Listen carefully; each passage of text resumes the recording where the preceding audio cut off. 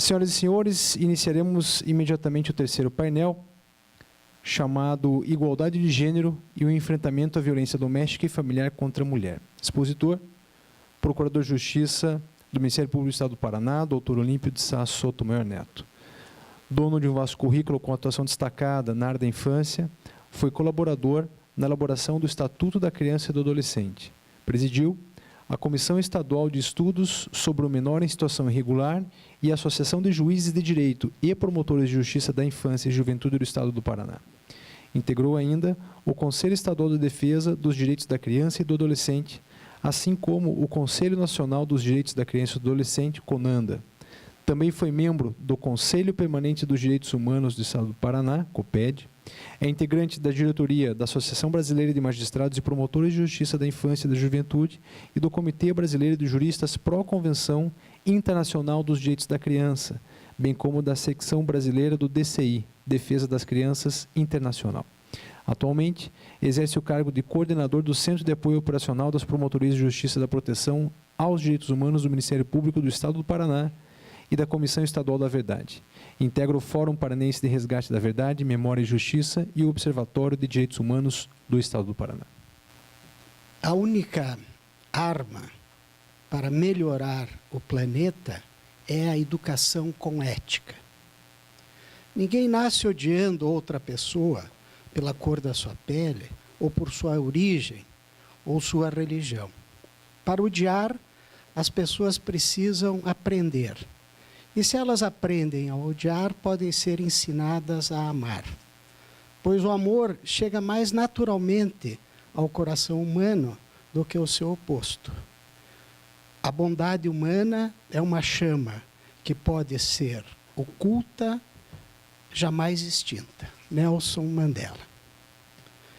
Meus cumprimentos a todos e a todas que participam deste evento de cidadania, patrocinado pela Associação Paranaense de Juízes Federais, pelo SMAF, a Escola Superior da Magistratura Federal, pela Universidade Positivo e pela Itaipu. Quero saudar, então, os componentes da mesa, a doutora Leda, o Fabrício, o Roberto, a Nadine, fazer o registro que a Cláudia é minha companheira de mesmas lutas, né? De há muito tempo, nós fundamos juntos. Ela parece uma menina, né? Eu que tenho 40 anos de Ministério Público do Estado do Paraná, então nem devia dizer isso, mas nós fundamos juntos a Associação Paranaense de Juízes e Promotores de Justiça da Infância e Juventude, colaboramos para a formulação do Estatuto da Criança e do Adolescente e depois nos entregamos à difusão do Estatuto pelo Estado todo, em todas as regiões, enfim. E é com muita satisfação que a reencontro aqui nesta mesma mesa de luta, né? De luta por ideais, de luta por justiça.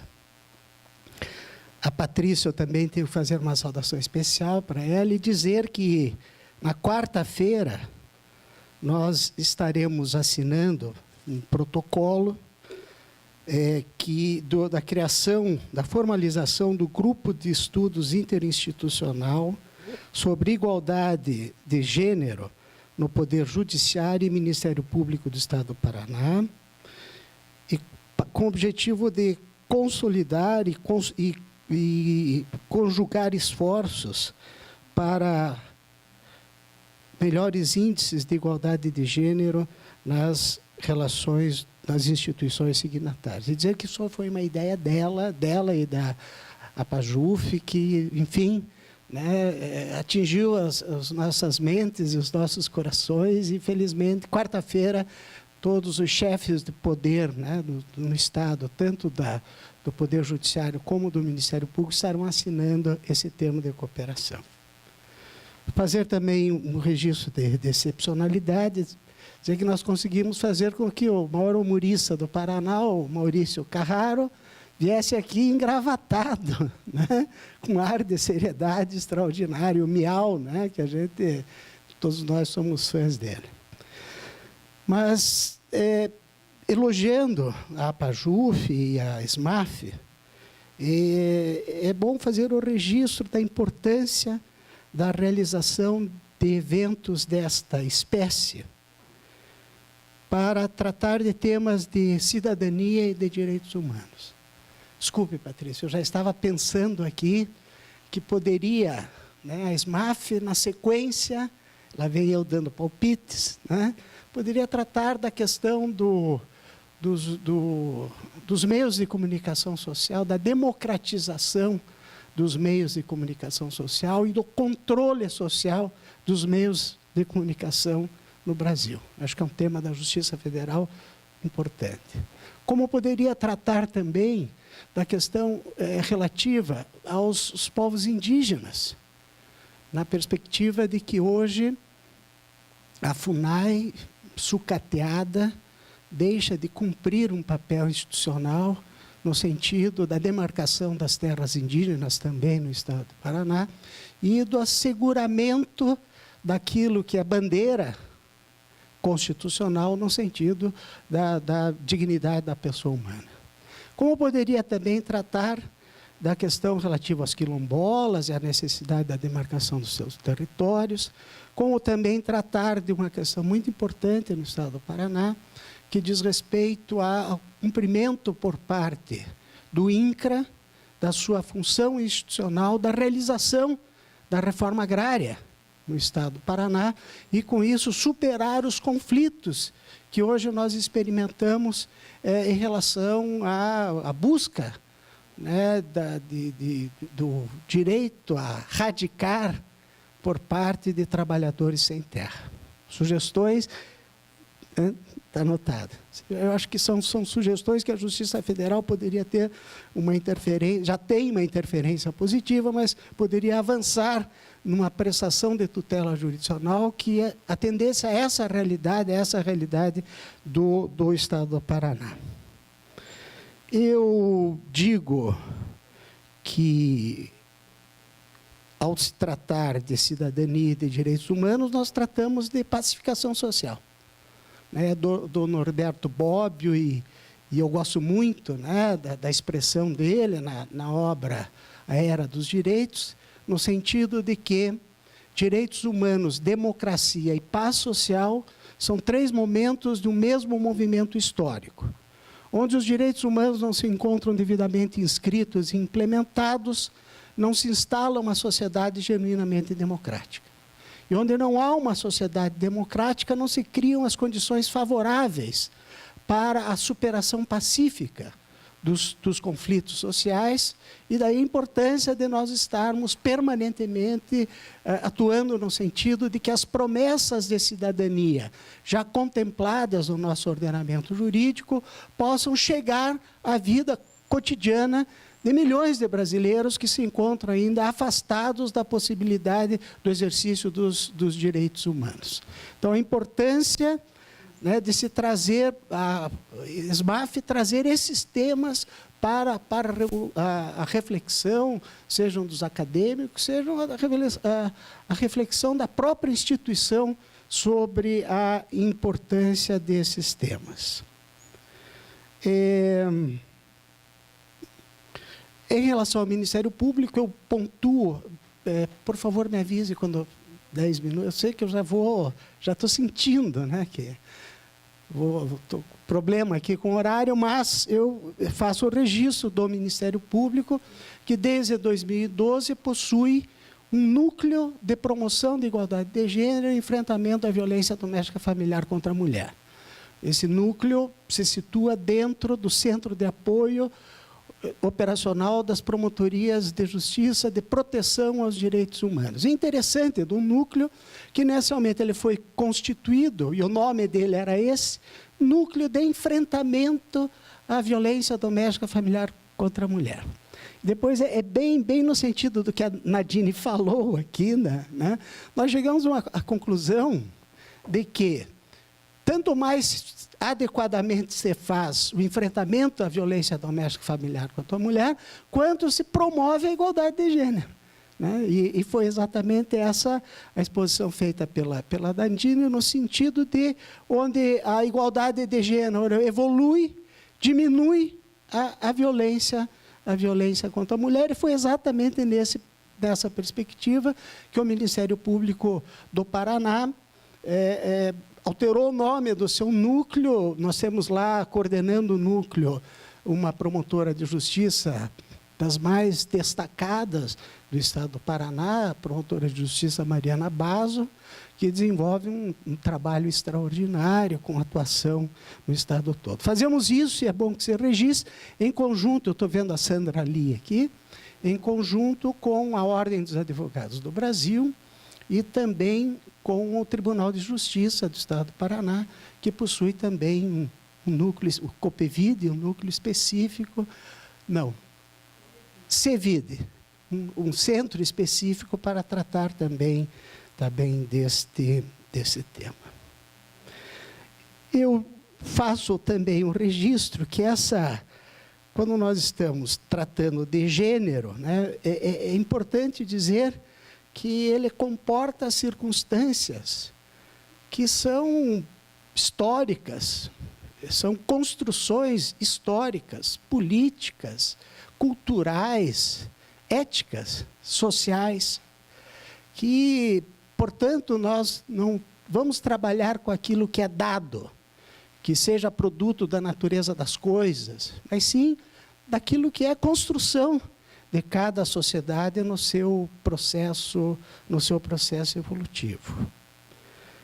E por isto, quero situar também a promoção da igualdade de gênero e enfrentamento à violência no contexto dos direitos humanos. E dos direitos humanos com a sua perspectiva da indivisibilidade. Eu tenho, enfim, o nosso Centro de Apoio de Direitos Humanos possui 12 eixos. Nós tratamos da promoção da igualdade de gênero, da produção da igualdade racial, nós tratamos os direitos da população LGBT, nós tratamos do direito da população em situação de rua, nós tratamos dos povos e comunidades tradicionais, nós tratamos... Enfim, o que eu quero dizer é que não é possível, ou é inadequado, ou...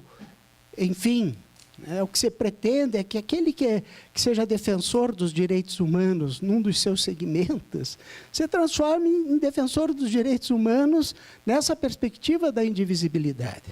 Não é possível que alguém defenda a promoção da igualdade de gênero ou que defenda os direitos das crianças e adolescentes, ou o direito dos idosos, ou da pessoa com deficiência, e seja preconceituoso e faça discriminação em relação à questão racial, ou à questão da identidade de gênero, da sua orientação sexual, enfim. É bom que aqueles que estão...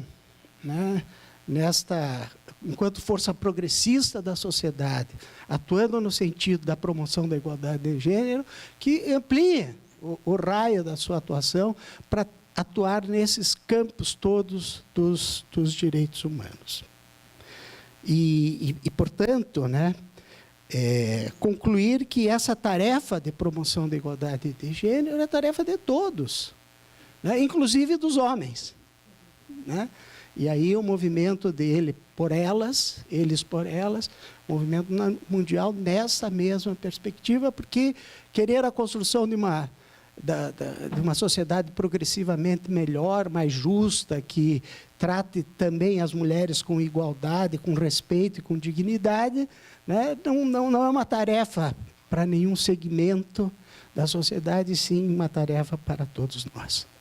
Nessa perspectiva, eu também quero fazer um registro pela exposição da Nadine, dizer que, conforme comando constitucional, todos os tratados e convenções internacionais subscritos pelo Brasil, e nós estamos subscrevendo todos, são leis internas que ingressam no ordenamento jurídico como leis constitucionais, no patamar de norma constitucional.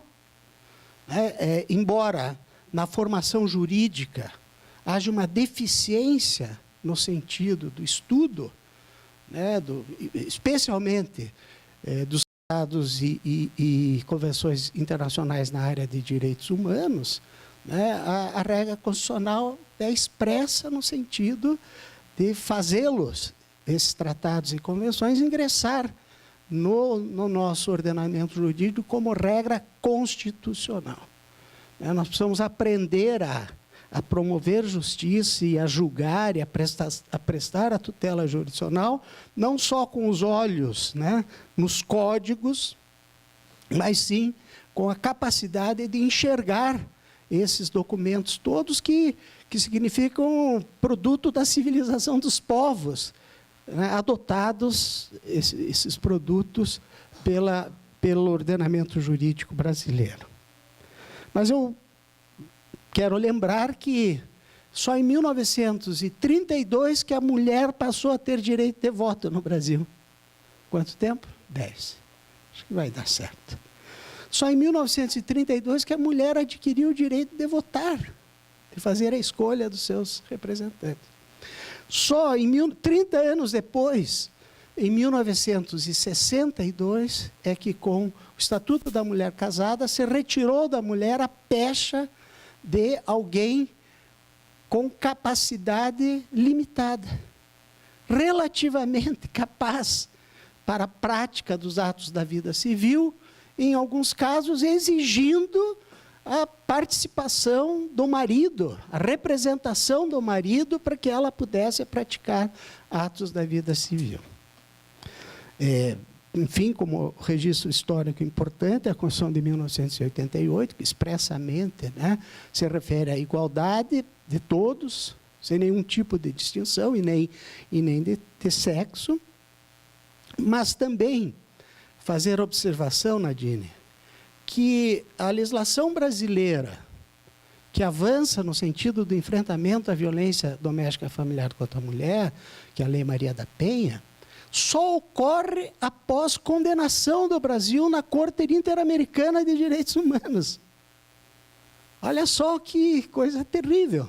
O reconhecimento, né, da proteção insuficiente aos direitos humanos das mulheres, né, que leva à condenação, exatamente na apreciação do caso Maria da Penha, é que impulsiona o surgimento desta legislação.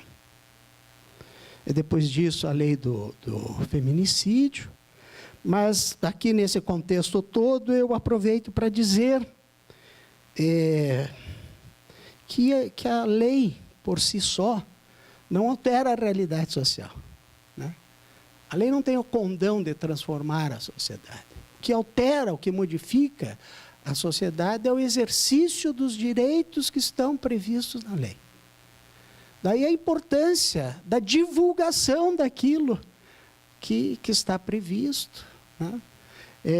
Daí a importância para os operadores do direito, capacitação mesmo, a palavra correta é essa, estarem capacitados para a aplicação da nova legislação, desse novo paradigma, né, da proteção à mulher, do enfrentamento à violência contra a mulher. Eu me lembro, como promotor de justiça, de ter uma vez acessado uma decisão que reconhecia que a violência praticada pelo homem contra a mulher se deu dentro de uma prática de correção. Era o homem corrigindo a mulher que não a obedecia.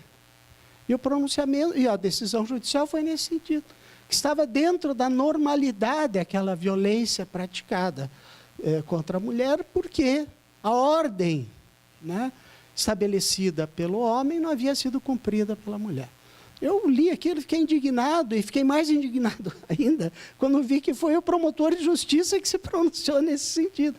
Quer dizer, já lá à época era um caso de agravante, né, por se tratar de cônjuge, era uma agravante prevista já no Código Penal, mas que era tratada dessa forma, e dessa forma, enfim, se manteve. A Cláudia lembrou, né, da tese da legítima defesa da honra, que justificava a prática de homicídio em casos de adultério, né, e que os tribunais reformavam as decisões do júri popular e levava-se a novo júri, e no novo júri se reafirmava aquela mesma tese que era impossível, inconstitucional, né? Porque, enfim, foi necessário vedar expressamente a formulação daquele quesito, porque cada vez que ele era votado, ainda que já tivesse sido reformada a sentença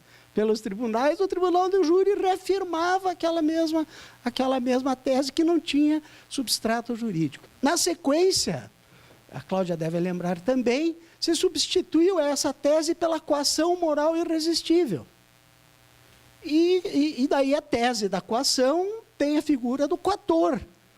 Então começou a se exigir que na formulação do que, enfim, absolvia-se pela tese da coação moral irresistível. Aí começou a se exigir, então, nessa figura da coação moral irresistível como excludente de antijuridicidade, tem que surgir, então, fazer a indicação da figura do coator, né? Quem que era o coator? Não, o coator era a sociedade. Então, os tribunais superiores começaram também a impedir a formulação deste quesito, exatamente pela falta da indicação do coator, que precisava ser uma pessoa. Eu só cito isso para dizer que, não por acaso, nós estamos em 5º lugar em feminicídio no mundo, né? Porque olha só a dificuldade para se poder fazer um julgamento perante o Tribunal Popular, né, composto por pessoas da comunidade, acerca de tema tão relevante como esse. Mas insistir nesse aspecto, né?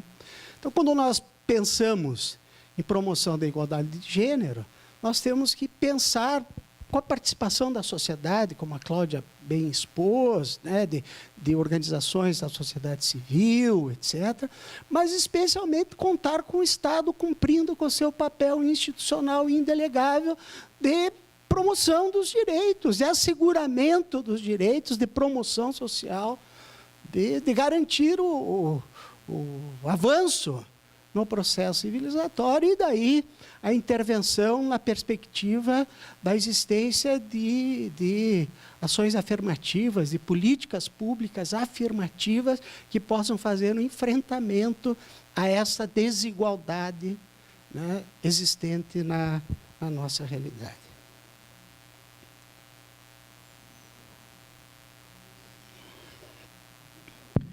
Eu anotei aqui, diante da escassez do tempo, que existem alguns temas próprios do movimento feminista, e eu, quando digo feminista, eu digo daqueles que pretendem que haja igualdade, né? Não se trata de uma proposta ideológica diferente daquela de que as mulheres possam ter tratamento igualitário na sua vida pessoal, familiar e comunitária. Então, a primeira delas, né, num país civilizado, o que se pretende civilizado, nem se deveria inserir uma proposta como essa, é de que as mulheres sejam tratadas com dignidade e respeito. Que possam ter acesso a cargos e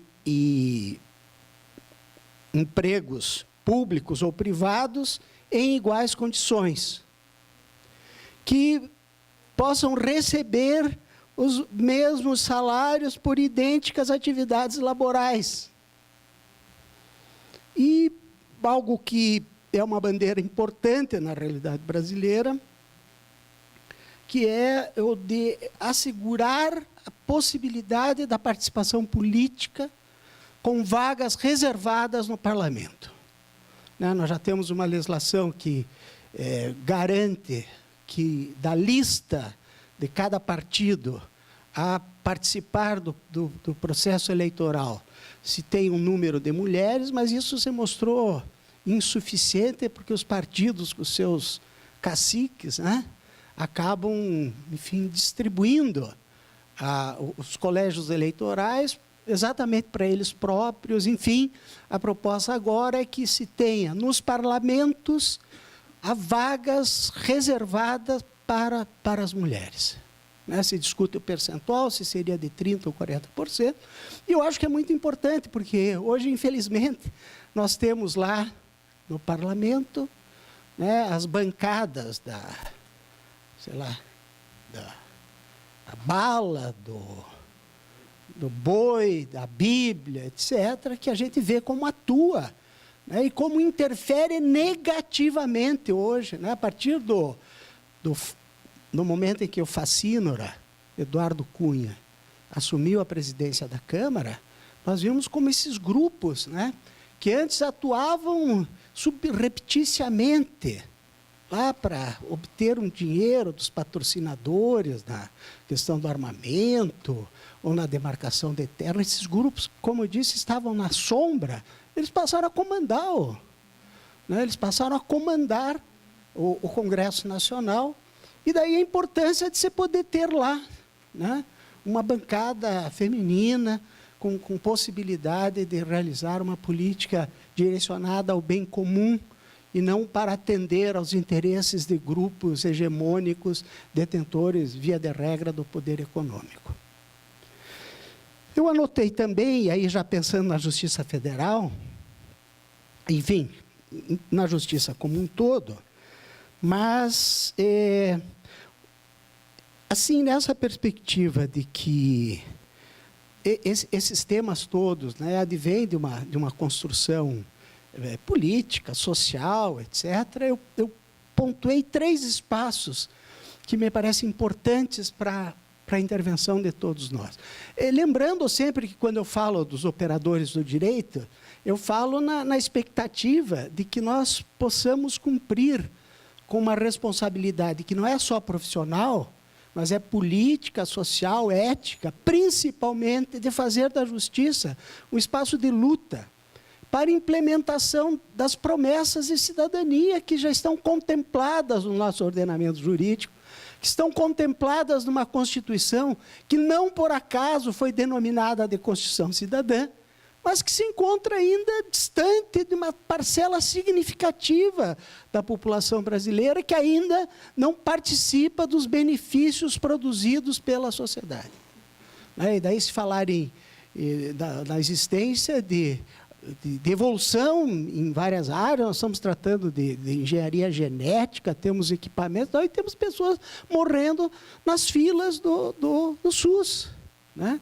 Daí nós tratarmos de temas relacionados à infância, à juventude, a exames capazes de detectar anomalias do metabolismo no nascimento, etc., e termos aí crianças morrendo de inanição decorrente da fome.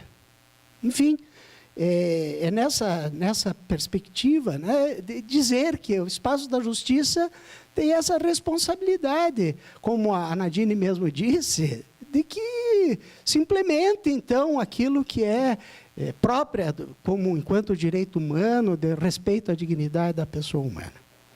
Eu faço o primeiro ponto e falo da família.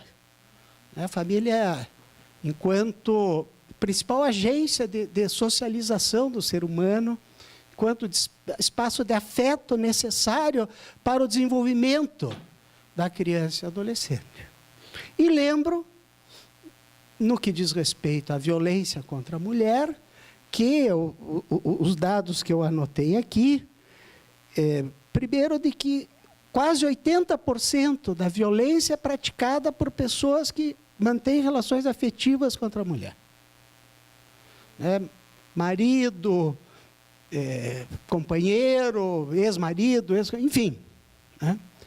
E que, desses casos, 64% dos filhos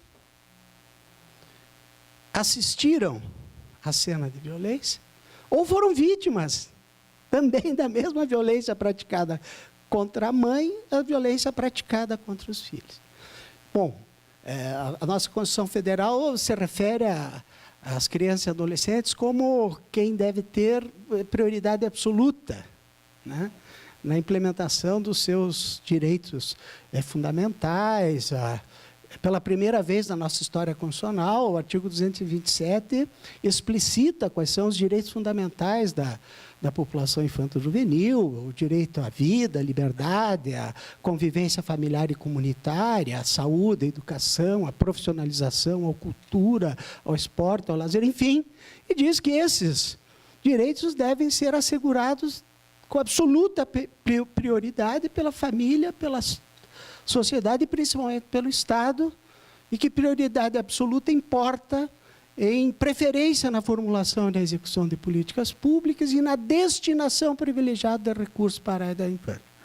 O que eu digo é que, ao mesmo tempo que nós estamos empenhados, né, na implementação dessas regras constitucionais e do Estatuto da Criança e do Adolescente, nós não podemos tratar com descaso, menosprezo ou olvidar essas crianças que no ambiente familiar estão assistindo ou estão sendo vítimas de violência, né? A formação, as crianças e adolescentes, que, como diz o nosso texto constitucional, o Estatuto, frequentemente devem ser respeitadas enquanto pessoas em peculiar fase de desenvolvimento, né? Que desenvolvimento se dá a partir da convivência, da violência praticada contra a mulher, ou contra ele próprio, mas contra a mulher no ambiente familiar. E, portanto, é necessário, sim, que a Lei Maria da Penha possa ser implementada integralmente, que nós possamos, efetivamente, estabelecer esses centros integrados, centros operacionais de integração para o atendimento das mulheres vítimas de violência, com a estrutura necessária, com a resposta de eficiência e de agilidade necessária, né?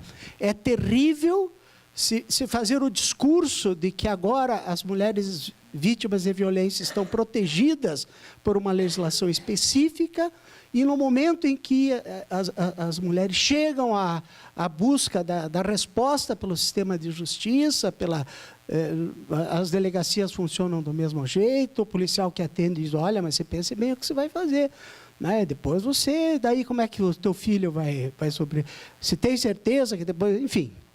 Esse é o registro. Foi avisado que o meu tempo terminou, eu vou fazer mais duas observações bem rápidas. Uma, eu falei da família, e falar do espaço do sistema educacional.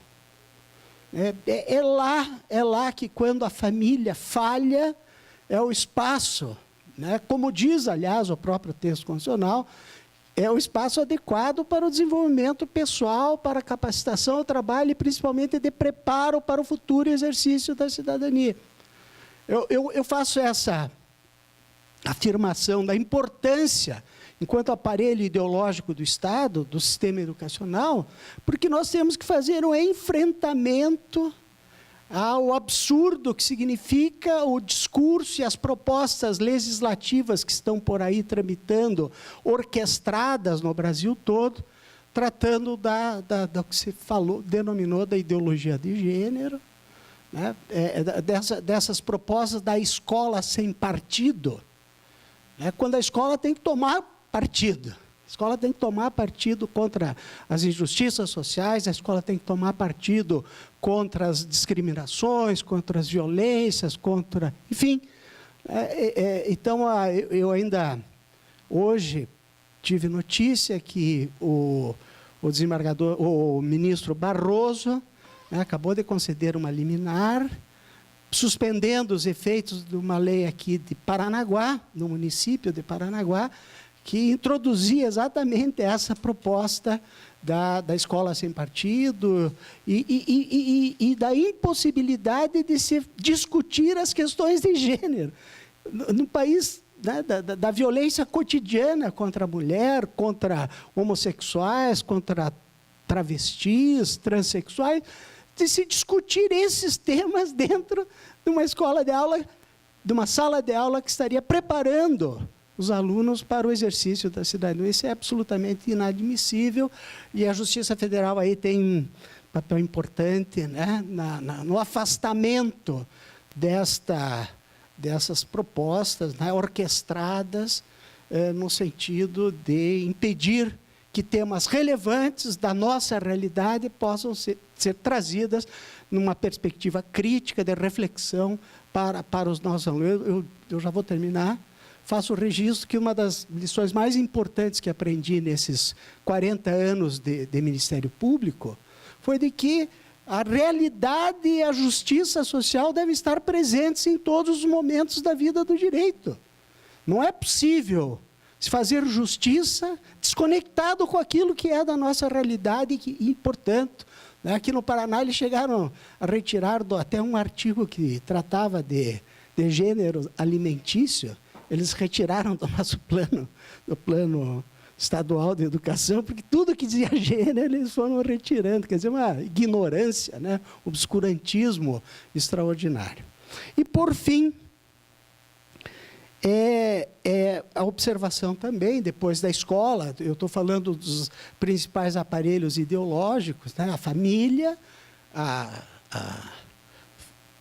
o sistema educacional e agora os meios de comunicação social, né? É hora de nós estabelecermos controle social nos meios de comunicação social, que são concessões públicas a particulares que não cumprem o comando constitucional no sentido de que toda a programação tem que ter um caráter educativo, informador, né? Ser um espaço crítico de reflexão, e não isso que nós estamos vendo, né, nos meios de comunicação na realidade brasileira. Portanto, aí também é necessário se fazer o enfrentamento, né? É necessário não concordar quando um parlamentar que é homofóbico, misógino, aliás, que é de pior, né, no parlamento brasileiro, e eu estou me referindo ao Bolsonaro, ao deputado Bolsonaro, faz uma ofensa pública pelos meios de comunicação social, né, à sociedade brasileira, e que não haja resposta a isso, ou quando o engraçadinho, como aquele Gentili, também, né, atua de maneira a desrespeitar a mulher, recebe uma notificação e passa nas partes íntimas, dizendo que é para depois. Enfim, eu quero dizer que nós precisamos fazer um enfrentamento também nos meios de comunicação social, porque, às vezes, né, o que nós estamos discutindo aqui em 100 pessoas...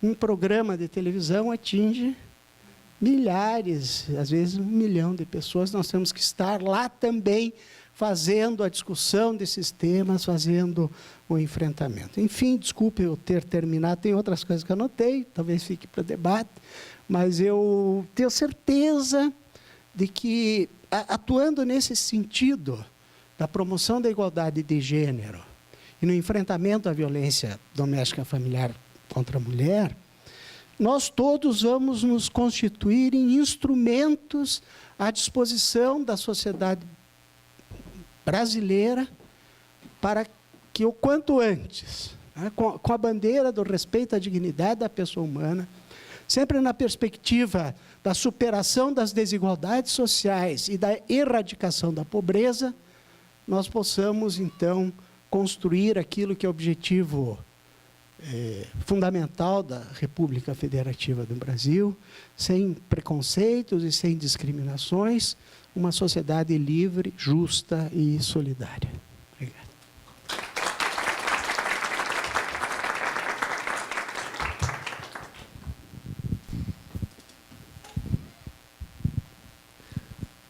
Doutor Olímpio, nós lhe agradecemos pela eloquente, envolvente e crítica apresentação, e também lhe agradecemos pelos sábios conselhos com relação aos cursos que nós podemos confeccionar, criar, desenvolver dentro da Escola da Magistratura Federal. Desde já, como Patrícia adiantou, conselhos aceitos, e algo que creio que falo em nome da SMAF também, em nome da PAJUF, com a devida vênia da Patrícia, já o convidamos para ser um dos nossos professores para as temáticas indicadas. Muito obrigado.